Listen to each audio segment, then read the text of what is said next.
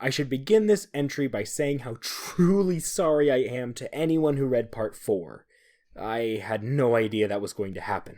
The agents have assured me that every trace of the story has been removed from the internet and that there is nothing to worry about. If you were unfortunate enough to have read Part 4, I beg of you, for your own sake, please try to forget everything. If you experience nosebleeds, dizziness, migraines, or hallucinations, go immediately to the emergency room. If you have a reoccurring dream of an island made of song, under no circumstances should you approach or attempt to open the blue door with the painting of a crow on it. If you did not read Part 4, there was no Part 4. It doesn't exist. Forget you even ever heard of it. By now, you probably already know that there is a shitty gas station at the edge of our small town, and that weird things have been happening there. The city council has personally asked me to stop talking about it, as there have been some astute readers that have not only tracked down our small town from the brief description I've given, but actually come and visited me at work. I heard that one of them has actually joined the mathematists, and as far as I know, the other two are still missing. Once again, I am sorry. I'm not working right now. It's the first legitimate break I've had since I started writing stories on receipt paper all that time ago. Time moves funny here, flowing slow and fast all at once, like molasses out of a shotgun. It's a good thing I've been keeping a journal. I've got a few moments before my laptop dies, and I think now would be the perfect time to transpose my journal entries before the battery runs out or blood loss gets me. Right now it's a race to see what happens first. Before any of you worry, I've already called Tom. He said he was on his way here to give me a ride to the hospital right after he picks up dinner for the Ledford orphans, John, Ben, and little sister. Tom and the other deputies have been taking turns checking in on them and bringing them food in an attempt to make the whole situation a lot less tragic. They've been living on their own ever since the incident that totally didn't happen, and if anyone says otherwise, they're a damn liar. There I go again, off on another tangent. I guess I should probably get to it and type up my journals while I still can. November 2nd, 2017, 9 o'clock p.m. So much has happened here since the Halloween incident that we aren't allowed to talk about. I've been much busier than usual, dealing with the aftermath as well as with the cult. The mathematists have been cleaning out our inventory on a daily basis, planning ahead for some kind of secret event that I only hear about in hushed mutterings and whispers. Night is coming earlier, and the weather's getting colder. November 3rd, 2017, 2 o'clock a.m. The man in the trench coat is back. He's standing just outside the gas station door, staring in. He's been there for almost an hour now. On the bright side, I haven't had a customer come in since he showed up. On the not-so-bright side, I can't help but feel like he's trying to put thoughts into my head. He won't be able to, though. I've had way too much practice. Kiefer came in earlier today, before the sun went down, and sat in a booth drinking coffee for a while. Eventually, Spencer Middleton showed up. Spencer had a word with Kiefer, then came storming up to my register, screaming at the top of his lungs. He grabbed the display of lotto scratch-offs and threw it across the room. It was obvious that something had upset him. That's when I took the earplugs out. "Everything okay?" I asked stupidly. I knew damn well that everything was never okay. "Did you hear a word I just said?" Spencer asked. I explained to him that I had taken to wearing earplugs in an effort to drown out the sounds of screaming that came periodically through the air vents. I guess the screams must have either stopped a while ago, or I had imagined them. Either way, I didn't need the earplugs anymore. At this point, Tom walked into the store. His white hair was looking even whiter than normal. Spencer, I could see, became instantly aware of the deputy's presence. "Where is he?" he half whispered, half growled. "Where is the other one?" "Carlos?" I asked. Spencer sighed. "Sure, Carlos. He's not due for another 20 minutes. When he gets here, tell him we need to have a chat." With that, Spencer Middleton let out a shrill whistle and left the store. Kiefer jumped out of his seat and followed close behind. Tom helped me pick up the mess and put the lotto display case back together without asking a single question. I wish more people could be like Tom. When Carlos got to work, he told me that he'd been having strange dreams. Dreams of something enormous, living, breathing underground. The dreams always end the same way, with the gas station collapsed into a giant sinkhole. I told him that Spencer was looking for him. That's when Carlos grew solemn and asked if he could show me something. In the freezer, behind a stack of boxes labeled non a prior, whatever the hell that means, they've been here as long as I've worked here, there is a moving blanket. And inside that blanket is another Kiefer. My first question for Carlos was, "You stole the body back?" He looked at the ground and shook his head sheepishly, like a toddler that had just been busted for cooking meth. "You killed another one?" I asked. Carlos explained, "It was an accident. Again." 3:00 a.m. The man in the trench coat is finally gone. He left claw marks on the glass of the front door. I checked the security footage to confirm my suspicions. He always stays just outside range of our cameras. Why can't I remember what his face looks like? 3:30 a.m. Marlboro was our first customer in the store after the man in the trench coat left. I told him that I was surprised that he was still alive. He mistook this for a compliment and said thank you. I asked him if he was ready for the big event, but that's when he just stared at me blankly.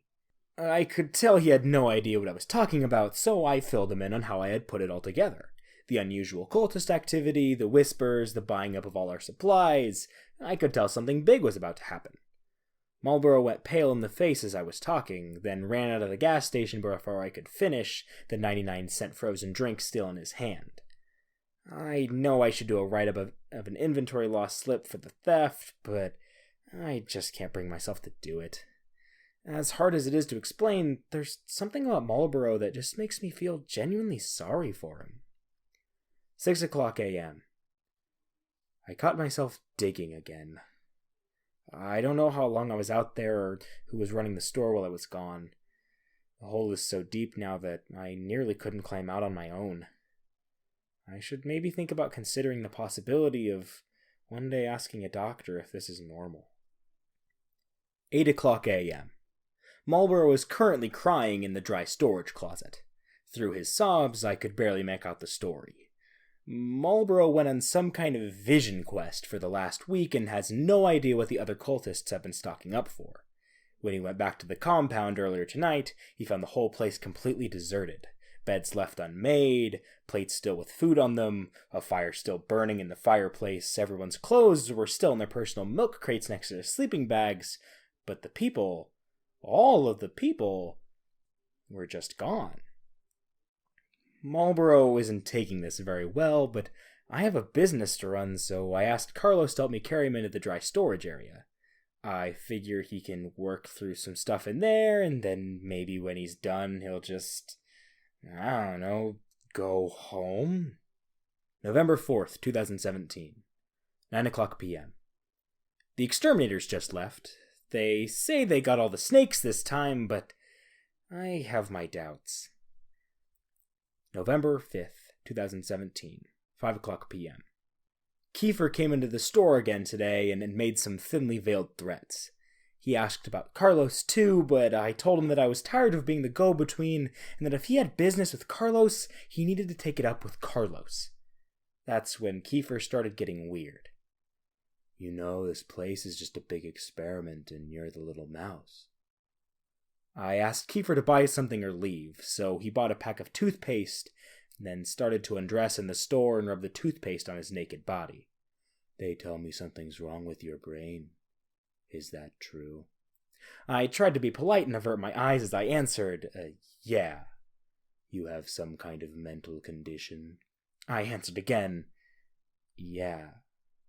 That's too bad." At this point, Kiefer was completely naked. He walked over to the frozen drink machine and filled a large cup with the sugary red concoction before turning it upside down on top of his head. He then shook himself violently like a wet dog, flinging bits of cold, sticky debris across everything from the ceiling to the walls, some of it even landing on my face, but I tried not to let him see my flinch. I knew this was all just an attempt to intimidate me, and I didn't want to give him the satisfaction. "What is it exactly?" he asked as he crossed back to where his pile of clothes waited for him. "What?" I asked. "What is your condition? Paranoia? Schizophrenia? The gay?" "No," I answered. "I don't sleep." "You don't sleep?" He sounded genuinely interested. "Like, Ever? I can't fall asleep. I haven't slept a single day since high school. It's a rare genetic condition with no cure and no treatment, and one day it'll kill me. But until then, I handle the effects as best as I can. Kiefer nodded. That must be it. That must be why he can't reach you. Why who can't reach me? Right then, Spencer came into the store. He threw a blanket around Kiefer and ushered him out into the waiting SUV. A moment later, he came back into the store and offered me $100 for the security tape from tonight. I wonder what I'm going to spend my $100 on. 9:00 p.m. I was beginning to suspect something wasn't quite right in the store. I had been finding empty candy wrappers strewn about, security tapes mysteriously deleted, strange noises coming through the walls in the middle of the night when I should be alone, at least more noises than usual. At first, I just assumed it was the raccoons. But now I know the truth. Now I know that Marlboro has been living here for the last 2 days. He just walked out of the supply closet wearing a bathrobe, nodded to me as he grabbed a stick of meat jerky, and then went into the bathroom. It hadn't even occurred to me that Marlboro had never left. November 6, 2017, 4:00 a.m. It finally happened. I suppose it was only a matter of time. I know I should feel regret, or shame, or any of the other emotions that normal people feel after something like this happens, but all I feel is embarrassed. I came to a couple hours ago with a shovel in my hand. I had been digging again, and this time I had made some serious progress. The hole was at least 7 feet deep, the steep walls made of loose red clay. It took me a while to realize that I was staring up into an inky black night peppered with uncountable stars. When some of the bigger celestials began to move, I realized that those stars were actually just the soulless red eyes of the mutant raccoons staring down at me over the ledge of the hole, probably looking for food, those shameless beggars. I chucked the shovel out of the hole, and that's when I heard it. Imagine the sound of a butcher's knife hitting a watermelon, like a solid, wet thwack. Now imagine the watermelon gurgling and falling over like a sack of potatoes. Oh man, this metaphor has really gotten away from me. When I climbed out of the hole, I saw the shovel standing upright, the business end firmly lodged inside of the open chest wound of a still twitching Kiefer. The Kiefer was dead before I got to his side. In a final act of defiance, he had turned both of his middle fingers up to me. I felt just the slightest amount of respect for him before I went into a mental state that I can only describe as subdued panic. The first thing I wanted to do was find something to wrap the body in, because surely Spencer Middleton would soon come for it. When I went into the gas station, I was surprised to find that Marlboro had taken it upon himself to work the cash register while I was gone. He was ringing up one of our regulars, Charles, a great big fat man that always buys soap and boiled peanuts. I nabbed a tarp off the shelf and took it outside. That's when I learned something. Kiefer is heavy. Like, really heavy. I understand that the human body is basically just a meaty flesh water balloon full of guts and excrement, but nothing could really prepare me for how leaky and gross and heavy a dead man can be. It was only by some miracle that I managed to drag Kiefer through the back door and into the freezer without being seen. It took all of my strength to pull the mass behind the boxes and onto the stack with the other 3. When I finally finished, I'd worked up a sweat, and even the cold of the freezer wasn't enough to keep me cool. As I stood there letting my breath come back and the adrenaline wear off, I took stock of my situation. That's when it dawned on me. There were 4 Kiefers in that freezer with me. 4 Kiefers! Where in the hell did the other 2 come from? The freezer door opened and Marlboro entered, dragging a dead Kiefer by the legs. He stopped and made eye contact with me. When he saw the Kiefers at my feet, I said the only thing I could think of. Well, this is awkward. Marlboro and I decided to open a bottle of Strega liqueur and have a few drinks.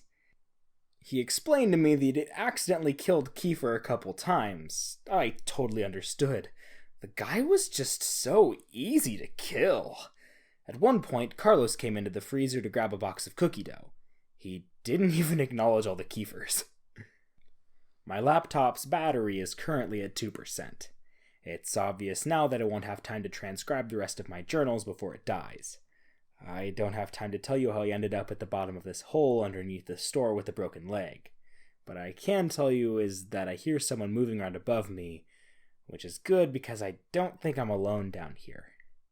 If you're reading this, it means I managed to upload my story. If you're not reading this, then I don't know, what the hell even are you? Someone just called my name from the top of the precipice, and I think it was Carlos. I wonder what happened to Tom. Why didn't Tom ever show up? Come to think of it, I seem to remember Tom didn't survive the Halloween incident. Who the hell have I been talking to this entire time? I promise that if I survive long enough to recharge my battery, I'll come back and I'll tell the rest. Until then, I guess this story is to be continued.